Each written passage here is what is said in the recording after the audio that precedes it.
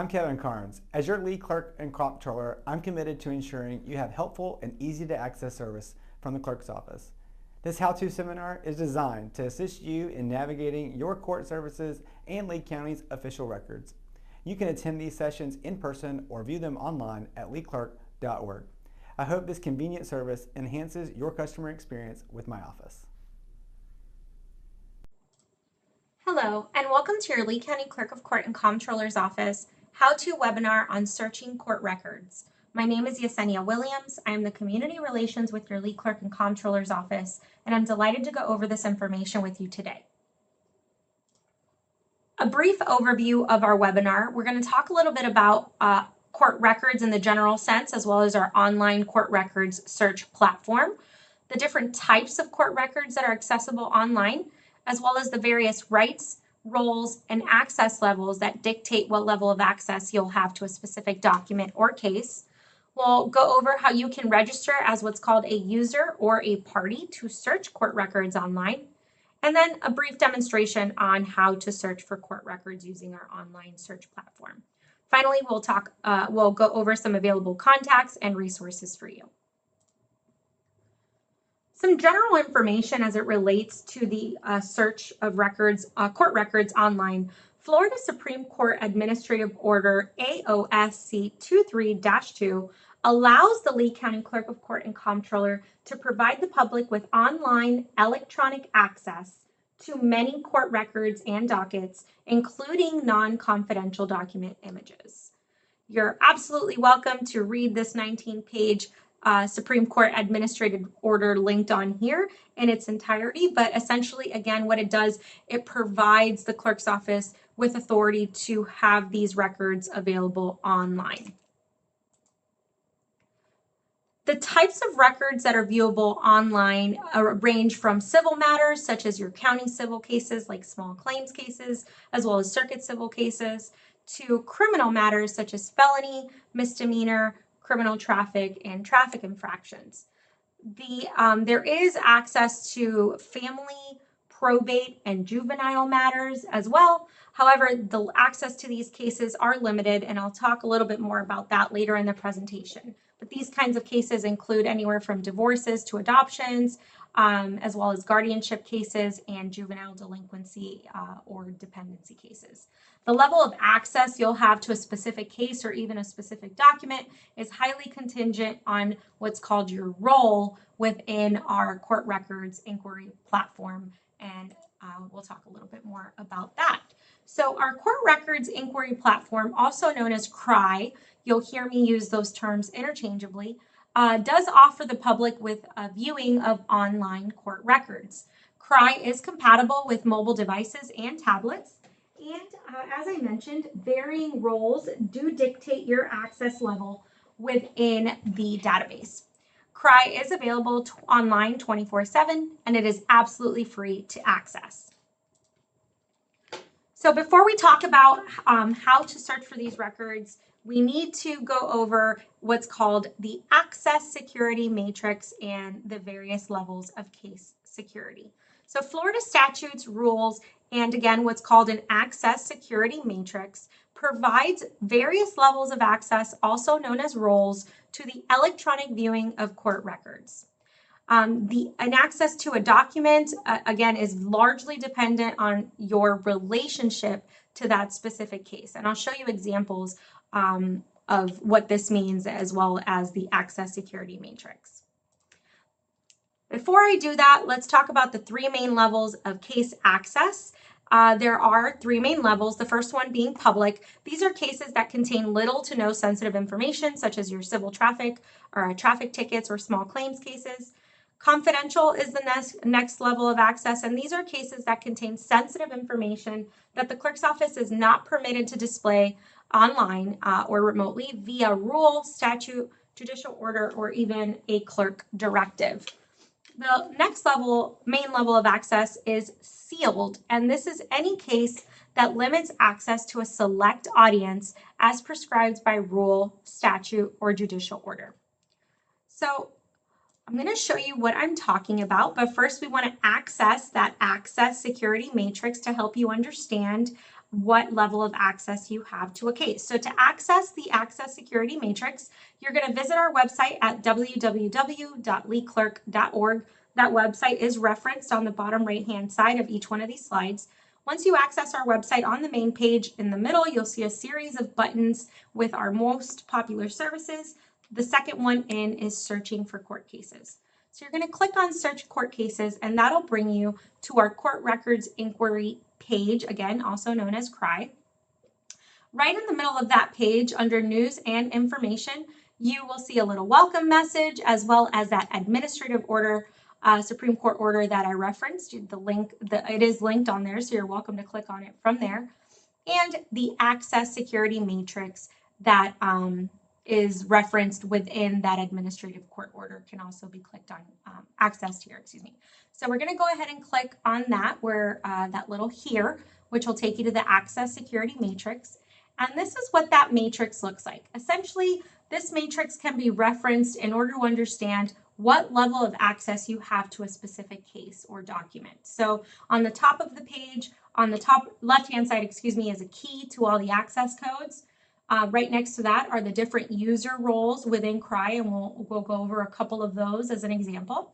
And then right on the left-hand side, under that key to the access codes, are all the various case types. I'm just showing you a small snippet of this page in order to help you understand how to read it, but it is pretty intuitive. So this is an example. So let's say I want to access a felony case, and I don't know what level of access I'm going to have to that felony case. So I highlight felony, and then under the user roles, I am just the general public.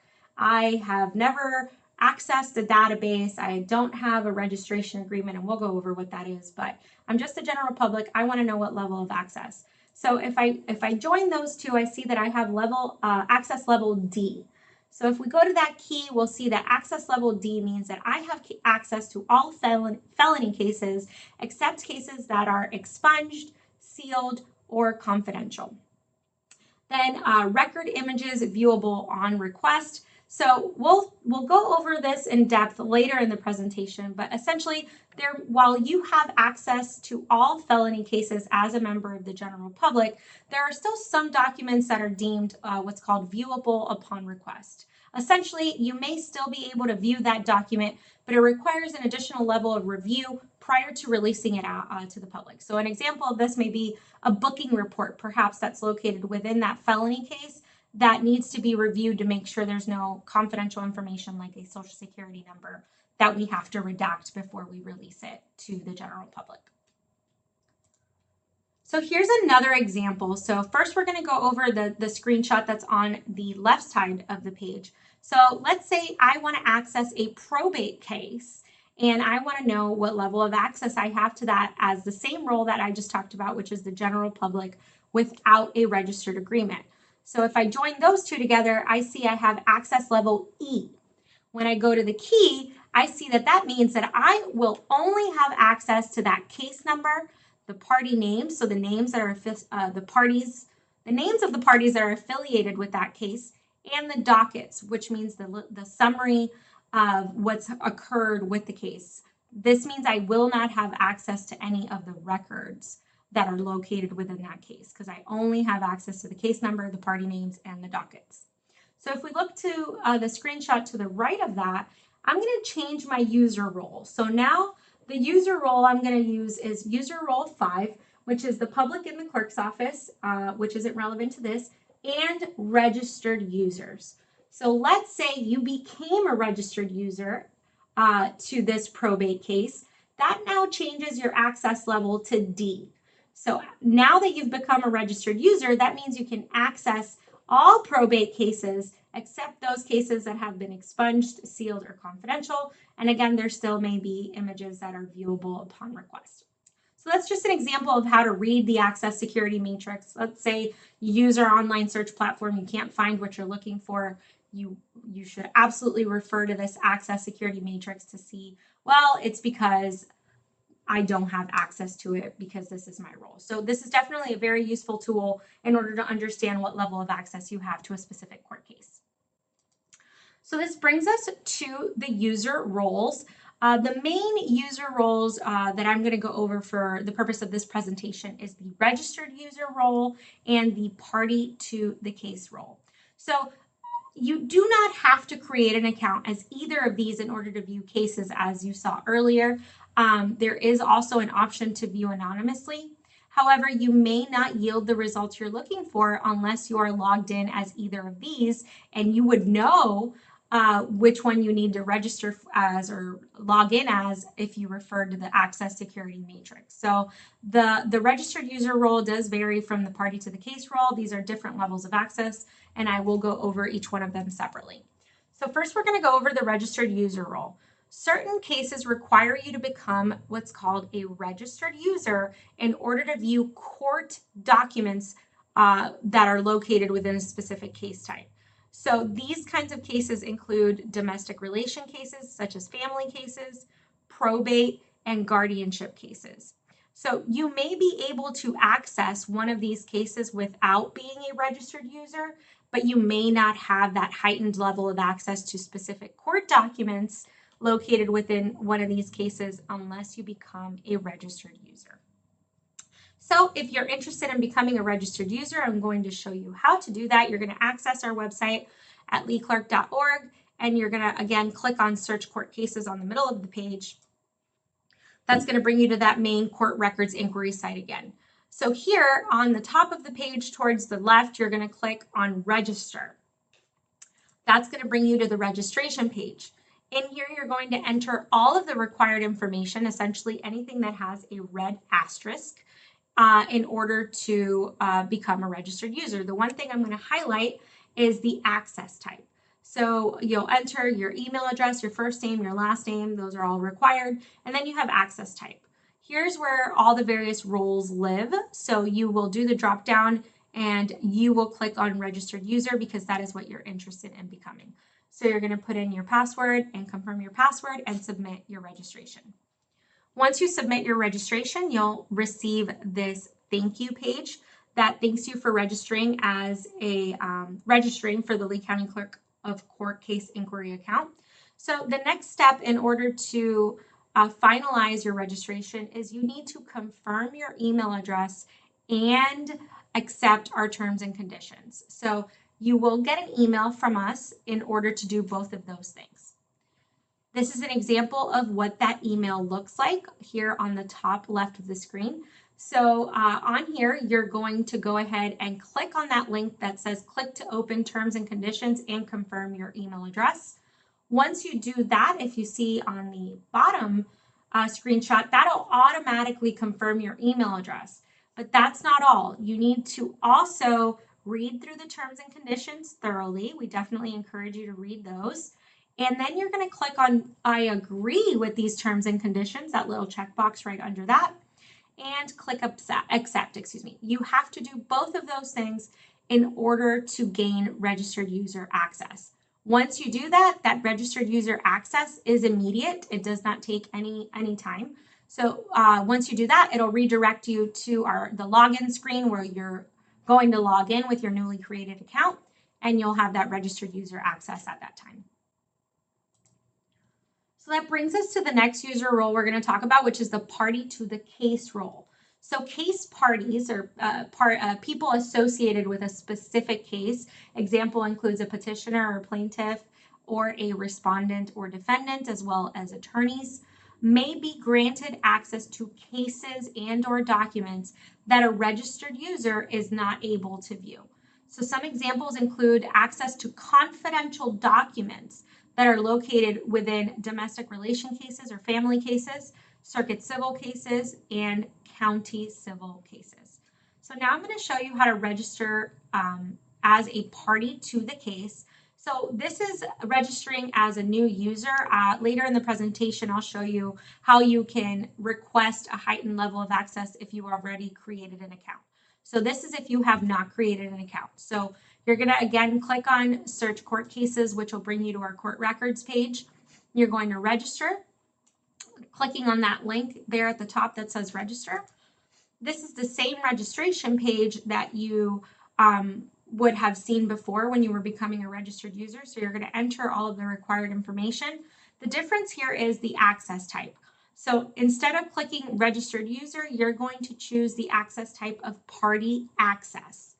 Once you click on party access, what that's going to do is it's no longer going to have the case number as a soft requirement.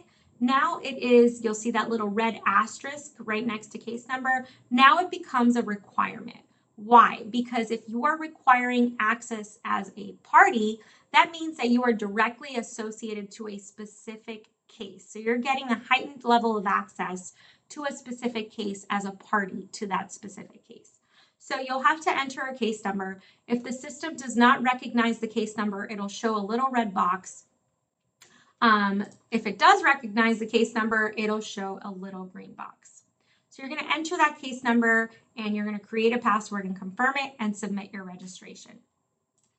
This one is a little bit more complex because we do have to confirm that you are indeed a party to that case. So instead of just being able to confirm your account and accept terms and conditions, there is a notarized component. So you're going to be receiving an email with a PDF attachment that you need to fill out, and it includes all of the instructions within that email and that document.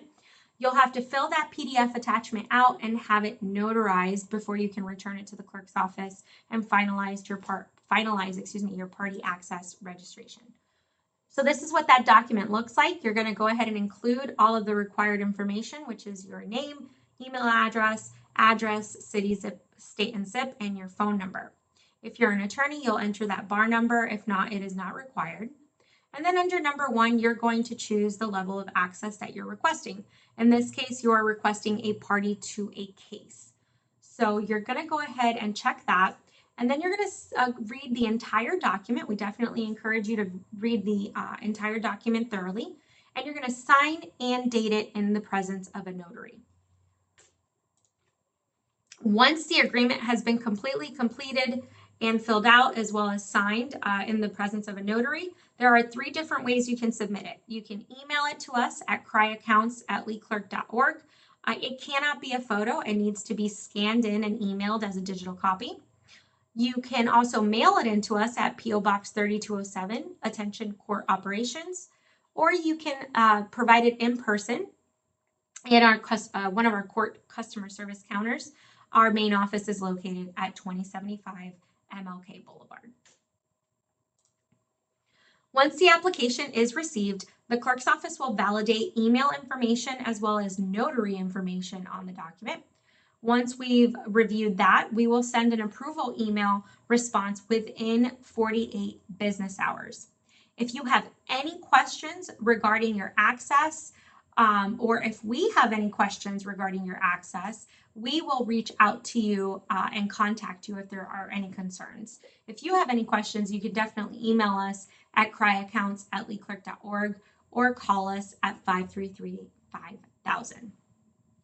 So this will finalize the party to the case registration. So as promised, like let's say you've already logged in, you're a registered user, and now you want to gain access, party to the case access level. So if that's the case, you're going to log in, and then right next to where it says log off, you'll click on your email address and there'll be an option for my account.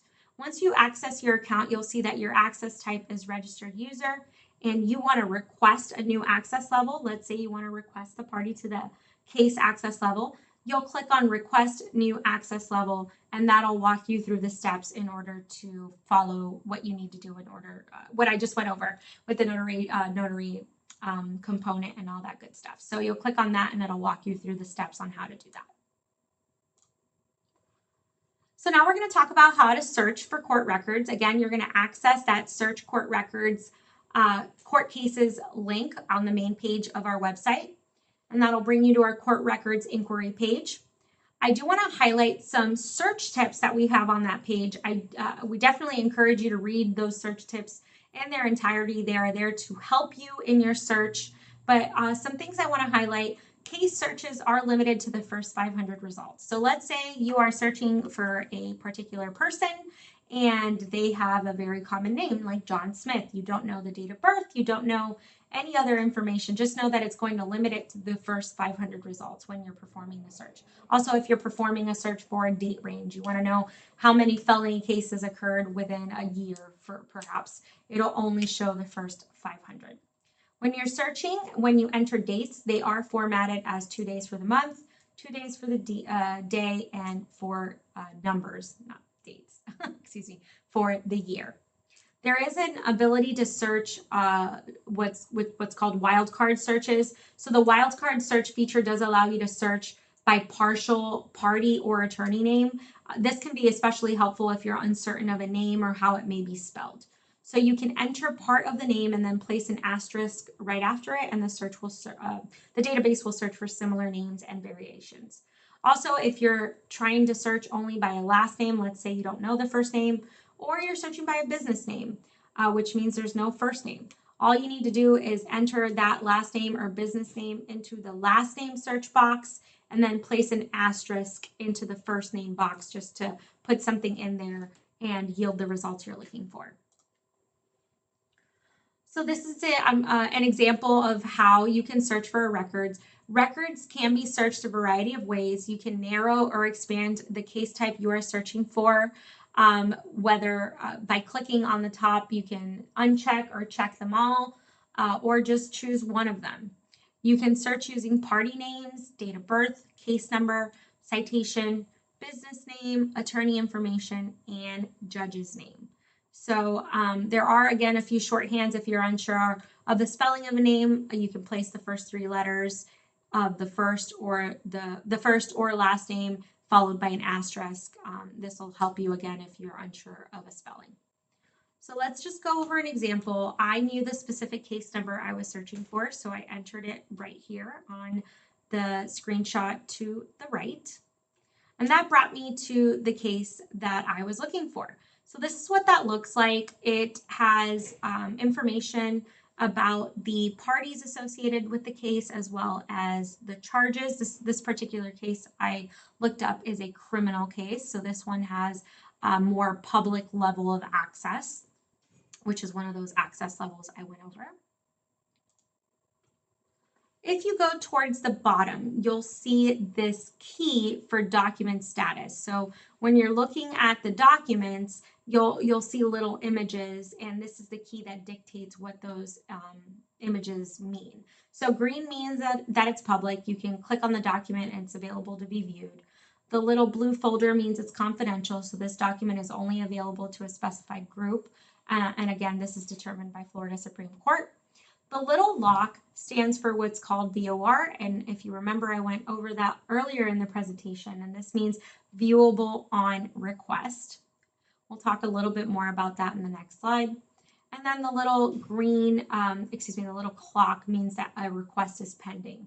That's also tied to the VOR.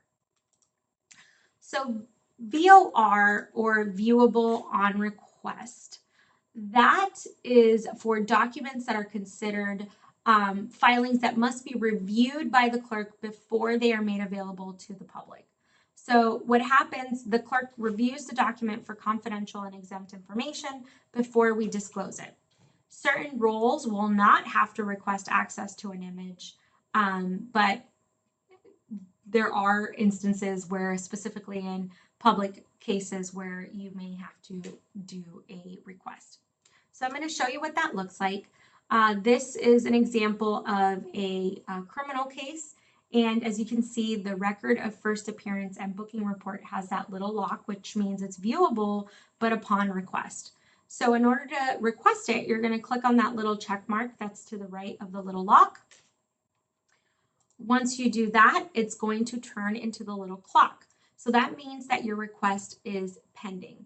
All VOR request notifications will be sent to the email that is registered or provided when you created your account.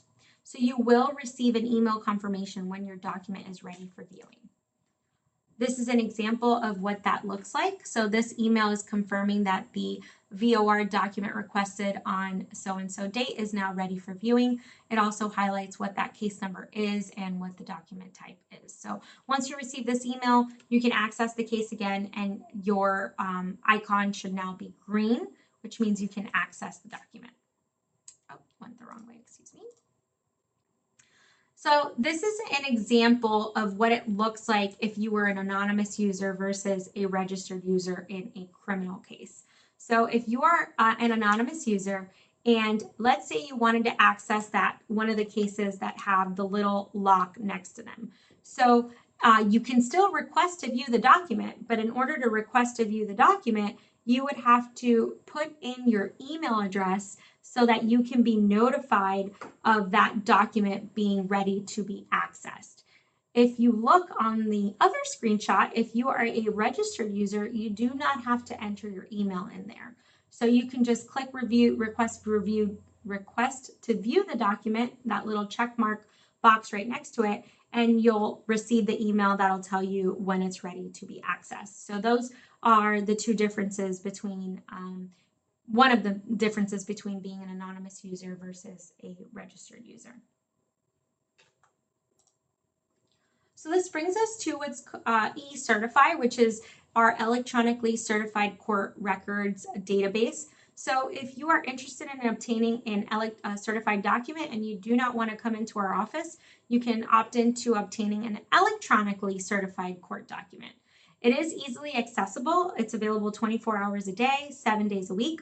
There is no expiration date. So once you download the electronically certified document, it has no expiration date. The document also comes equipped with a QR code that can be used to validate the authenticity of the document online. So I'm going to show you how you can access this electronically certified, how you can access or request an electronically certified document. So if you're on the online search platform and you're in the case and you want a certified copy of one of the documents that are available in that case. So for the purpose of this presentation, I'm going to choose a copy of the case opened by citation and the notice of no pros. So if you see right on the right-hand side, there is request certified doc. So all I need to do is click on those, click those two check boxes, and it'll allow me to add those to cart, if you will, and proceed to the certified checkout. There is a cost associated with obtaining an electronically certified record. There's also a cost associated with obtaining a certified record if you come in person. So it's the same. There is a slight convenience fee associated with getting an electronically certified copy, however. So once you've proceeded to the certified checkout, it's going to bring you to this page where you should read all of the different terms and conditions associated with obtaining an electronically certified document. Once you've read all of those, you're going to agree to those terms and conditions and proceed to the checkout. On the checkout page, you'll be able to see exactly the cost that's associated with obtaining that electronically certified document. So you'll see the statutory fee is $2 per document, and the service fee is $6 per document. So in total, and this is not including the processing fee from our third-party credit card vendor, is $16. So let's say I live far away, I don't want to drive into the courthouse, and it's worth it for me to pay this service fee. I'm going to go ahead and move forward with this convenience service. So I'll go ahead and click on Proceed to Checkout, where I will enter all of the required information. Your first name, your last name, your email address. You will have to confirm your email address. This is how you're going to receive your electronically certified document. So we want to make sure that that's absolutely correct. Once you've confirmed that, on the right-hand side, you'll see what your total is going to be. That includes the cost of the document plus the estimated processing fee from the third-party vendor. So you'll click on process payment, and that'll bring you to that third-party vendor page where you will enter your credit card information as well as your billing information. Once you've done that, you can click continue, and you'll receive this page which says that your payment has been accepted. All of your payment information will be located within that email as well. Here you will have a list of all the different documents that you requested be electronically certified. And then you will get an email with a copy of each one of those electronically certified documents you requested in PDF format. This is an example of what the cover page looks like. The cover page does have information, specific information regarding the court document you requested. It also comes with what's called a unique reference number. This unique reference number is referenced on each subsequent page of the actual document, and I'll show you that here in the next few pages. But again, this is what will dictate that this is indeed a valid document. There is a way to verify the document by visiting the link that's referenced on here. You can also click on the QR code that's on the bottom half of the page in order to check the validity of the document. This is what the subsequent pages look like, and as you can see here is that unique reference number on the left-hand side of each subsequent page. If you're interested in validating that information, then you can again scan that QR code and it'll bring you to the authentication page. Here's where you can see whether or not that electronically certified document is indeed a valid one. Some clerk contacts and resources for you. Our website at leeclerk.org/search records has a variety of comprehensive information as it relates to searching court records. If you have any questions, you can absolutely contact us at 239-533-5000 and one of our customer service representatives will assist you, or email us at courts@leeclerk.org. My name is Yesenia Williams. Again, thank you so much for watching. If you have any questions or or suggestions, please give me a call at 533-2763 or email me at ywilliams@leeclerk.org. I encourage you to subscribe to our newsletter at leeclerk.org/subscribe to learn the latest and greatest about your office, including webinars and seminars. Thank you and have a great day.